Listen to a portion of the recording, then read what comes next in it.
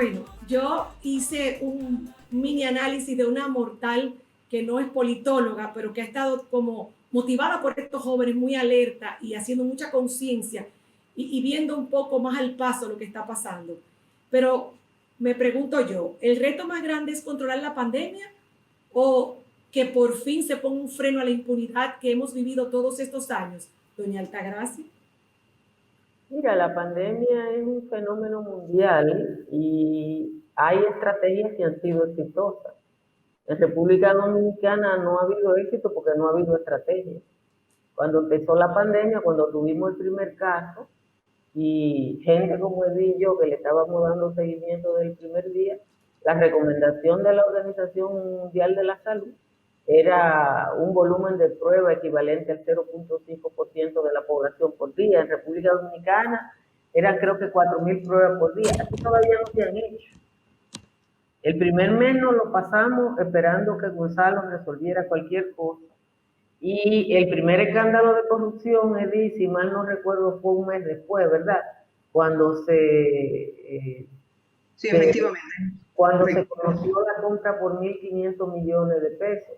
Pero era la primera compra que iba a hacer el sistema de salud un mes después de la pandemia.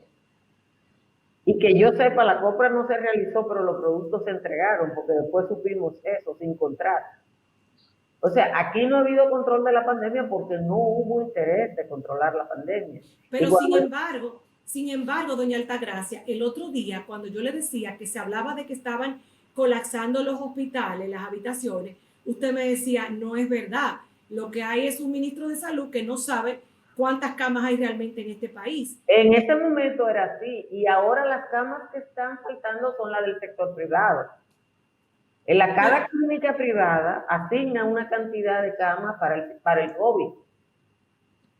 Pero la gente, cuando le dicen, la gente no sabe cuántas camas hay en un hospital. Yo quiero hacer referencia, ya que Altagracia se lo está diciendo, a los insumos. Uno de los problemas que tenemos en la pandemia no es solo la pandemia en sí misma. Nosotros hemos sido, en cierto modo, afortunados de que la población, el promedio de edad es de 38 años afectados y los muertos promedian edades superiores siempre a los 65 años de edad, exceptuando algunos casos puntuales. Por lo tanto, al ser una población joven, no hemos tenido esa letalidad. Pero yo me enteraba esta semana, por ejemplo, que en el Hospital Darío Contreras estaban todas las camas llenas, tenían 4 pacientes en estado crítico y no podían transportarlo a una unidad de cuidados intensivos porque no había. Ha llegado el momento en que en República Dominicana conseguir una unidad de cuidados intensivos de COVID amerita que tú conozcas a alguien del sistema o que lo pides o que buscas, que estés vigilante para cuando se limpia uno, que subas el otro. Pero y entonces, eso tiene que ver más por la precariedad de las cantidades de camas que tenemos. Pero entonces se puede decir, perdóname, Edith, que sí está en este momento colapsando de una manera u otra el sistema. Pero vamos a ver, ¿cuántas camas tenemos de cuidados intensivos en el país? Tenemos 409 camas. ¿No le luce ridículo eso? 409 camas de cuidados intensivos para toda la población, para el COVID. De esas 409, agárrense ustedes. ¿Saben cuántas son del sector público? El sector público tiene apenas 168 camas en intensivo. O sea, 168, cualquier cosa colapsa con 168. Pero si sabemos colapsar hay que decir cuántos son. Ventiladores, nosotros tenemos, el país completo tiene 325 ventiladores. De los 325 ventiladores, solo 163 son del sector público. Cuando empezó la pandemia, Edith, hay que recordar que Chanel Rosa anunció 400 ventiladores. Sí, que no llegaron. No llegaron. Pero también hay que decirle a la gente que los hospitales, 2 de los hospitales más grandes de Santo Domingo, están cerrados. Eso es increíble.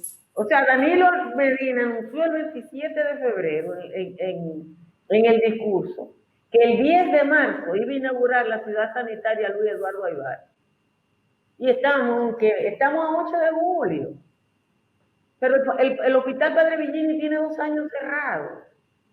El Hospital Salvador Pegotier, que era el hospital de referencia más importante del sistema de seguro social de la República Dominicana, está vacío sin uso.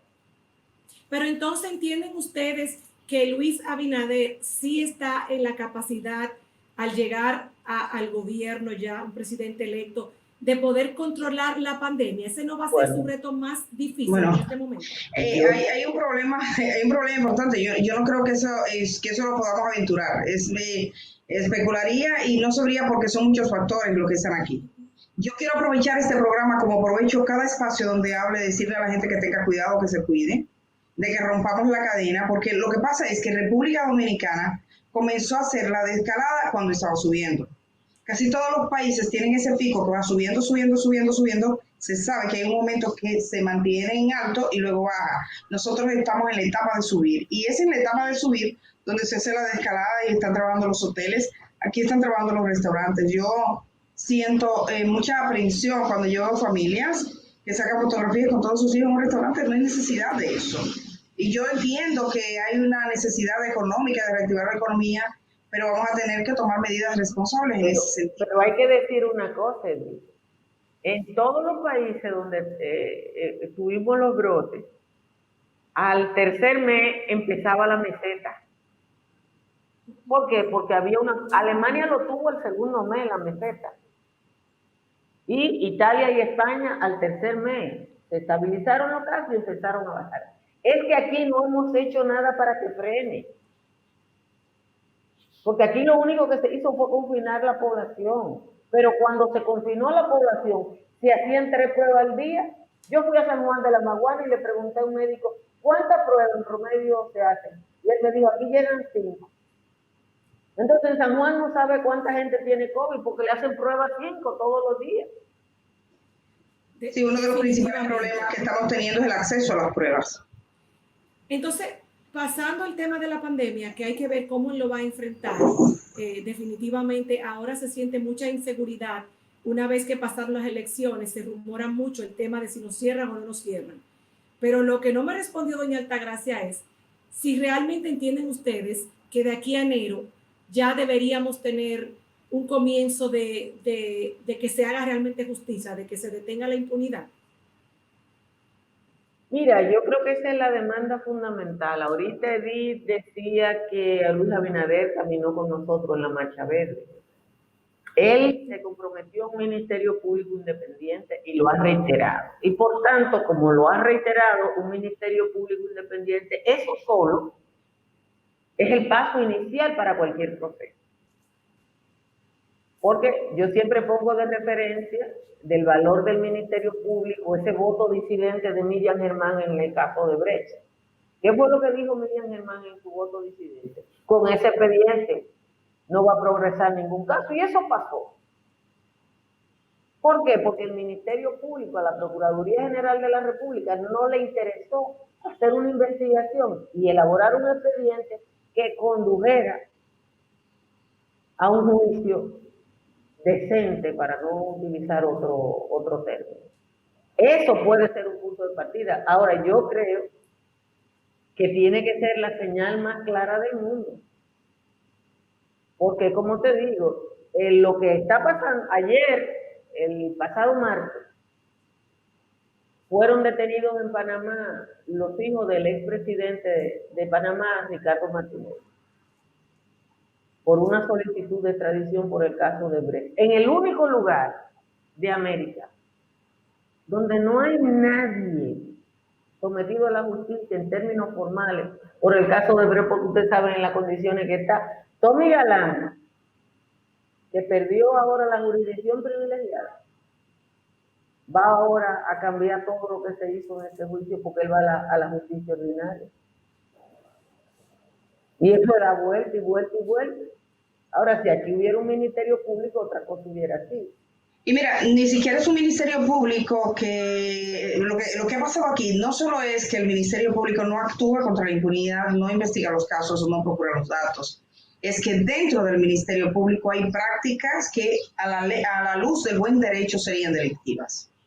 Estamos hablando, por ejemplo, de las intervenciones telefónicas que aquí se han realizado, el modo en que se realizó la intervención telefónica de una jueza, el modo en el que se conducen parte de las investigaciones o en concursos que obviamente están incluso anunciados. Esta misma semana tenía el Ministerio Público que cancelar un nuevo concurso que estaba realizando y yo lo que espero es que no hagan el concurso que deben hacer o la gestión que deben hacer para sustituir el Consejo Superior del Ministerio Público que toca para el 22 de agosto y que es su cambio y que evidentemente tendría que prepararse ahora. Y si se prepara ahora, no habría absolutamente ninguna garantía.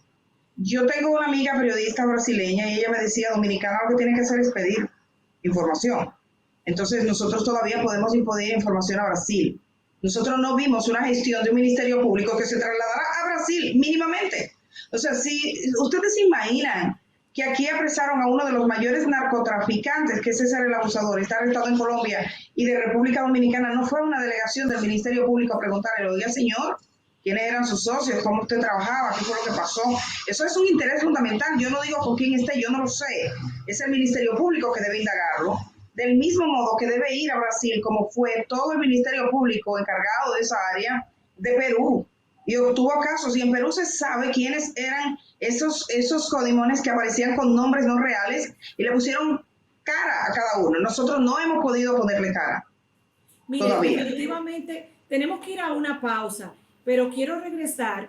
Precisamente he estado escuchando que han sonado algunos nombres, pero yo quisiera saber, por el respeto que ustedes nos merecen como comunicadoras, y también quiero ir a Yamila, que está estudiando Derecho de Término, si han pensado en algunos nombres que pudieran hacer parte de este cambio un ministerio público que realmente sea independiente, para precisamente que no se repitan estas historias. Vamos a la pausa y volvemos. Seguimos creciendo cada día más. Que esto no es una lucha de una clase social, es una lucha de un conjunto de personas que simplemente se cansaron. Lo que sí es que cuando hay normas de actuación, todo queda claro. No, periodista corrupto va a haber siempre, lo que no va a haber cuarto para pagarle. No, cada